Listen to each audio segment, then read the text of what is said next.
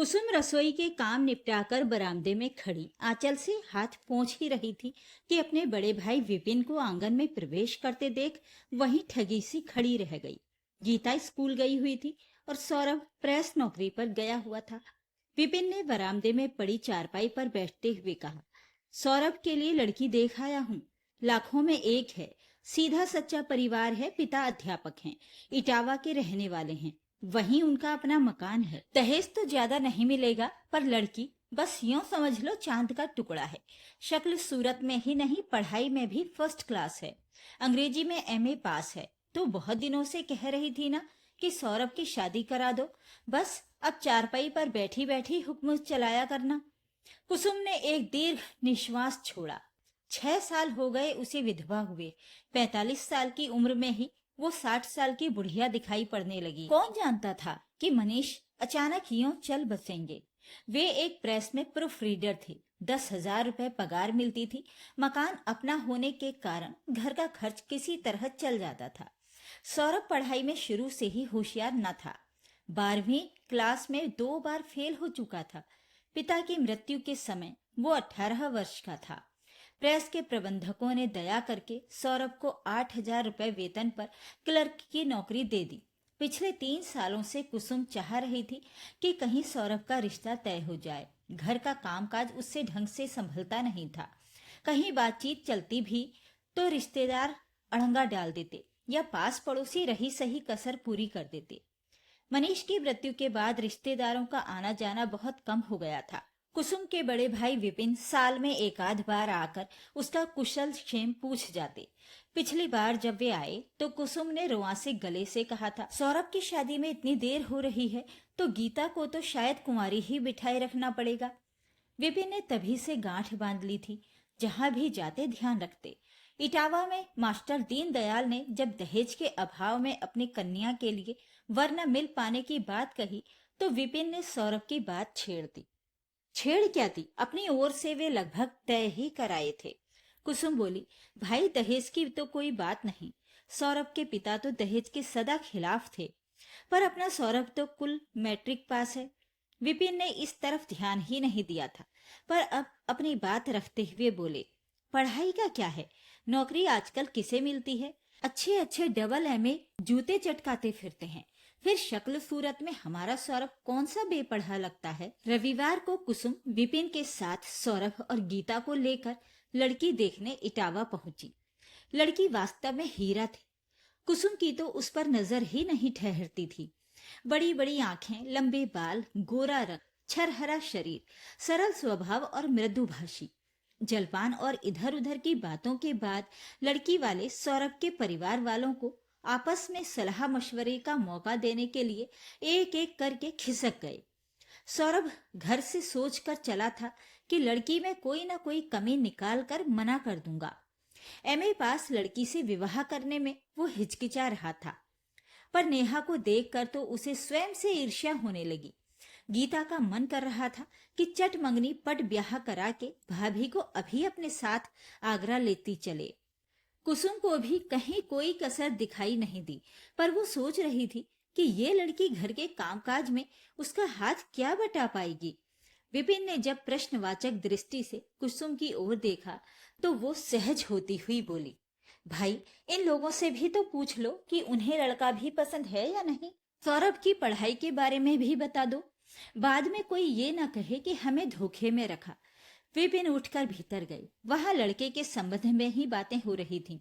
लड़का सबको पसंद था, नेहा की भी मौन स्वीकृति थी। विपिन ने जब सौरभ की पढ़ाई का उल्लेख किया तो दीनदयाल के मुख से एकदम निकला, ऐसा लगता तो नहीं है। फिर अपना निर्णय देते हुए बोले, मेरे कितने ही एमए पास विद्यार्थी कई कई सालों से बेकार पड़े हैं।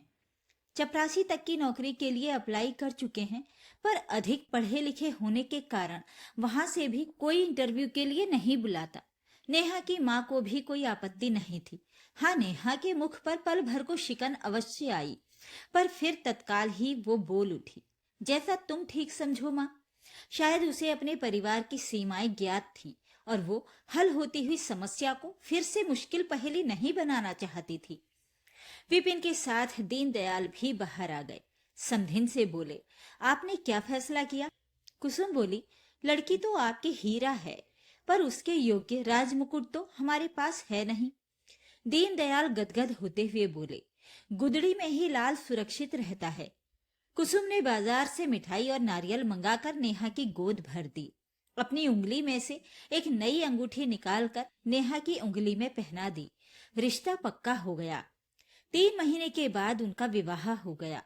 मास्टर जी ने बारातियों की खातिरदारी बहुत अच्छी की थी। नेहा को भी उन्होंने गृहस्थी की सभी आवश्यक वस्तुएं दी थी। शादी के बाद नेहा 1 सप्ताह ससुराल में रही। बड़े आनंद में समय बीता। सबने उसे हाथों हाथ लिया। जो देखता प्रभावित हो जाता। अपनी इतनी प्रशंसा नेहा ने पूरे जीवन में नहीं सुनी थी, पर एक ही बात उसे अखरी थी, सौरभ का उसके सामने निरीह बने रहना, हर बात में संकोच करना और सकुचाना। अधिकार पूर्वक वो कुछ कहता ही नहीं था। समर्पण की बेला में उसने ही जैसे स्वयं को लुटा दिया था। सौरभ तो हर बात में आज्ञा की प्रतीक्षा करता रहता था। पत्नी से कम पढ़ा होने से सौरभ में इन दिनों एक हीन भावना घर कर गई थी। हर बात में उसे लगता कि कहीं ये उसका गंवारपन न समझा जाए। वो बहुत कम बोलता और खोया खोया रहता। 1 महीने बाद जब नेहा दोबारा ससुराल आई तो विवाह की धूमधाम समाप्त हो चुकी थी। इस बीच तमाशा देखने के शौकीन कुसुम और सौरभ के कानों में सैकड़ों तरह की बातें फूंक चुके थे। कुसुम से किसी ने कहा, बहू की सुंदरता को चाटोगी क्या? पढ़ी लिखी तो है पर फली भी नहीं फोड़ने की। कोई बोला, कल ही पति को लेकर अलग हो जाएगी, वो क्या तेरी चाकरी करेगी? किसी ने कहा, पढ़ी लिखी लड़कियां घर के काम से मतलब नहीं रखती, इनसे तो बस फैशन और सिनेमा की बातें करा लो। तुम माँ बेटी खटा करना। किसी ने टिप्पणी की, तुम तो बस रूप पर रीझ गई। नकदी के नाम पर क्या मिला? ठेंगा। कल को तुम्हें भी तो गीता के हाथ पीले करने हैं। किसी ने कहा, सौरभ को समझा देना, तनख्वाह तुम्हारे ही हाथ पर लाकर रखे। किसी ने सलाह दी, बहू को शुरू से ही रौब में रखना, हमारी तुम्हारी जैसी बहुएं अब नहीं आती हैं, खेली खाई होती हैं। जितने मुंह उतनी ही बातें। पड़ोसिनों और सहेलियों ने न जाने कहां कहां के झूठे सच्चे किस्से सुनाकर कुसुम को जैसे महाभारत के लिए तैयार कर दिया। वो भी सोचने लगी, इतनी पढ़ी लिखी लड़की नहीं लेनी चाहिए थी। उधर सौरभ कुछ तो स्वयं हीन भावना से ग्रस्त था। कुछ साथियों ने फिक्रे कस कस कर परेशान कर दिया। कोई कहता, मियाँ तुम्हें तो हिज्जे कर करके बोलना पड़ता होगा। कोई कहता, भाई सूरत ही सूरत है, यह सीरत भी है। कोई कहता, अजी शर्म हया तो सब कॉलेज की पढ़ाई में विदा हो जाती है, वो तो सौरभ को भी चौराहे पर बेच आएगी। दूसरा कंधे पर हाथ रखकर धीरे से कान में फुसफुसाया, यार हाथ भी रखने देती है कि नहीं? नेहा जब दोबारा ससुराल आई तो माँ बेटे किसी अप्रत्याशित घटना की कल्पना कर रहे थे। रह रहकर दोनों का कलेजा धड़क जाता था और वे अपने निर्णय पर सकपका जाते थे। वास्तव में हुआ भी अप्रत्याशित ही। हाथों की मेहंदी छूटी नहीं थी कि नेहा कमर कसकर घर के कामों में जुट गई। झाड़ू लगाना और बर्तन मांजने जैसे काम उसने अपने मायके में कभी नहीं किए थे, पर यहाँ वो बिना संकोच के सभी काम करती थी। मोहल्ले वालों ने पैतरा बदला। अब उन्होंने कहना शुरू किया, गोने वाली बहू से ही चौका बर्तन झाड़ू बुहारू शुरू करा दी है। 4 दिन तो बेचारी को चैन से बैठने दिया होता। सास ने काम का बंटवारा कर लेने पर जोर दिया, पर नेहा नहीं मानी। उसे घर की आर्थिक परिस्थिति का भी पूरा ध्यान था। इसीलिए जब कुसुम एक दिन घर का काम करने के लिए किसी नौकरानी को पकड़ लाई तो नेहा इस शर्त पर उसे रखने को तैयार हुई कि गीता की ट्यूशन की छुट्टी कर दी जाए, वो उसे स्वयं पढ़ाएगी। गीता हाई स्कूल की परीक्षा दे रही थी। 6 माही परीक्षा में वो अंग्रेजी और संस्कृत में फेल थी। सौरभ ने उसे घर में पढ़ाने के लिए एक सस्ता सा मास्टर रख दिया था। मास्टर केवल बीए पास था और पढ़ाते समय उसकी कई गलतियां खुद नेहा ने महसूस की थी। 800 रुपए का ट्यूशन छुड़ाकर नौकरानी को 500 रुपए देना महंगा सौदा भी नहीं था। नेहा के पढ़ाने का तरीका इतना अच्छा था कि गीता भी खुश थी। 1 महीने में ही गीता की गिनती क्लास की अच्छी लड़कियों में होने लगी।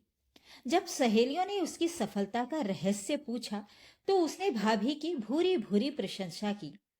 थोड़े ही दिनों में मोहल्ले की कई लड़कियों ने नेहा से ट्यूशन पढ़ना शुरू कर दिया। कुसुम को पहले तो कुछ संकोच हुआ, पर बढ़ती हुई महंगाई में घर आती लक्ष्मी लौटाने को मन नहीं हुआ। सोचा बहू का हाथ खर्च ही निकल आएगा। सौरभ की बंधी बंधाई तनख्वाह में कहाँ तक काम चलता। गर्मी की छुट्टियों में ट्यूशन बंद हो गए। इन दिनों सौरभ अपनी छुट्टी के बाद प्रेस में 2 घंटे हिंदी के प्रूफ देखा करता था। एक रात नेहा ने उससे कहा कि वो प्रूफ घर ले आया करे और सुबह जाते समय ले जाया करे। कोई जरूरी काम हो तो रात को घूमते हुए जाकर वहां दे आए। सौरभ पहले तो केवल हिंदी के ही प्रूफ देखता था, अब वो नेहा के कारण अंग्रेजी के प्रूफ भी लाने लगा। नेहा की प्रूफ रीडिंग इतनी अच्छी थी कि कुछ ही दिनों स्थिति यहाँ तक आ पहुंची कि प्रेस का चपरासी दिन या रात किसी भी समय प्रूफ देने आ जाता था। अब पर्याप्त आय होने लगी। गीता हाई स्कूल में प्रथम श्रेणी में पास हुई तो सारे स्कूल में धूम मच गई। स्कूल में जब ये रहस्य प्रकट हुआ कि इसका सारा श्रेय उसकी भाभी को है, तो प्रधानाध्यापिका ने अगले ही दिन नेहा को बुलावा भेजा।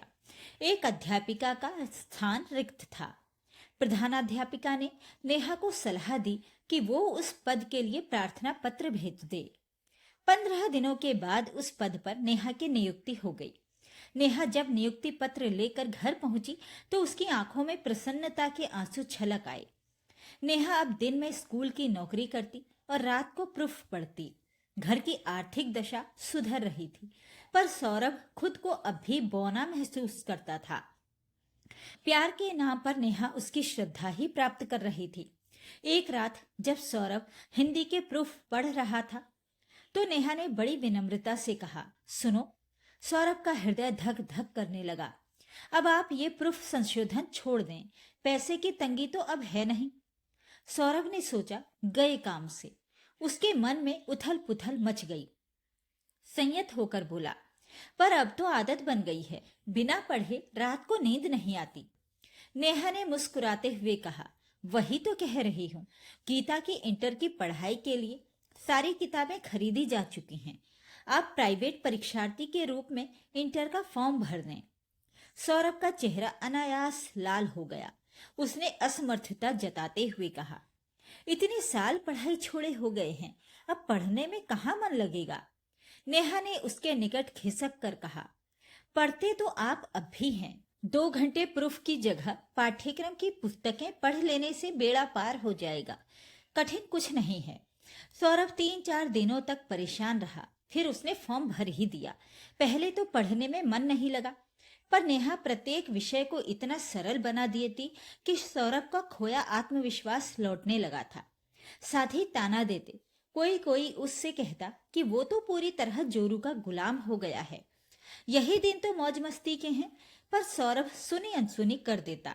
इंटर द्वितीय श्रेणी में पास कर लेने के बाद तो उसने स्वयं ही कॉलेज की संध्या कक्षाओं में बीए में प्रवेश ले लिया। बीए में उसकी प्रथम श्रेणी केवल 5 नंबरों से रह गई। कुसुम की समझ में नहीं आता था कि बहू ने सारे घर पर जाने क्या जादू कर दिया है। सौरभ के पिता हार गए, पर ये पढ़ने में सदा फिसड्डी रहा। अब इसकी अक्ल वाली दाढ़ निकली है। बीए के बाद सौरभ ने एमए हिंदी में प्रवेश लिया। इस प्रकार अब तक पढ़ाई में नेहा से जो सहायता मिल जाती थी उससे वो वंचित हो गया, पर अब तक उसमें पर्याप्त आत्मविश्वास जाग चुका था। वो पढ़ने की तकनीक जान गया था। नेहा भी यही चाहती थी कि वो हिंदी में एमए करे, अन्यथा उसकी हीनता की भावना दूर नहीं होगी। अपने बूते पर एमए करने पर उसका स्वयं में विश्वास बढ़ेगा, वो स्वयं को कम महसूस नहीं करेगा। वही हुआ। समाचार पत्र में अपना एमए का परिणाम देखकर सौरभ भागा भागा घर आया तो माँ आराम कर रही थी। गीता किसी सहेली के घर गई हुई थी। छुट्टी का दिन था। नेहा घर की सफाई कर रही थी। सौरभ ने समाचार पत्र उसकी ओर फेंकते हुए कहा, प्रथम श्रेणी, द्वितीय स्थान। और इससे पहले कि नेहा समाचार पत्र उठाकर परीक्षाफल देखती, सौरभ ने आगे बढ़कर उसे दोनों हाथों में उठा लिया और खुशी से कमरे में नाचने लगा। उसकी हीनता की ग्रंथि चरमराकर टूट चुकी थी। आज वो स्वयं को किसी से कम महसूस नहीं कर रहा था। विश्वविद्यालय में उसने दूसरा स्थान प्राप्त किया है, ये गर्व उसके चेहरे पर स्पष्ट झलक रहा था। नेहा का चेहरा पहले प्रसन्नता से खिला, फिर लज्जा से लाल हो गया। आज पहली बार बिना मांगे उसे पति का संपूर्ण प्यार प्राप्त हुआ था। इस अधिकार की वो कितने दिनों से कामना कर रही थी। विवाह के दिन से ही अपनी इस उपलब्धि पर उसकी आंखों में खुशी का सागर उमड़ पड़ा। दोस्तों, हम कई सारे पूर्वाग्रहों से ग्रस्त होकर मन में गलत धारणाएं बना लेते हैं, जिससे हमारे अच्छे भले रिश्तों पर बुरा प्रभाव पड़ता है। जरूरी नहीं कि जैसा सब सोचते हैं वैसा ही हो, खासकर तब जब नई बहू घर में आती है। उसे नए माहौल को समझने और घुलने मिलने का समय दिया जाए तो परिणाम हमारी आशा से कहीं अधिक अच्छा आ सकता है। कहानी पसंद आए तो लाइक करें, शेयर करें, कमेंट करके अपने विचार लिखें और चैनल को सब्सक्राइब जरूर करें। नमस्कार।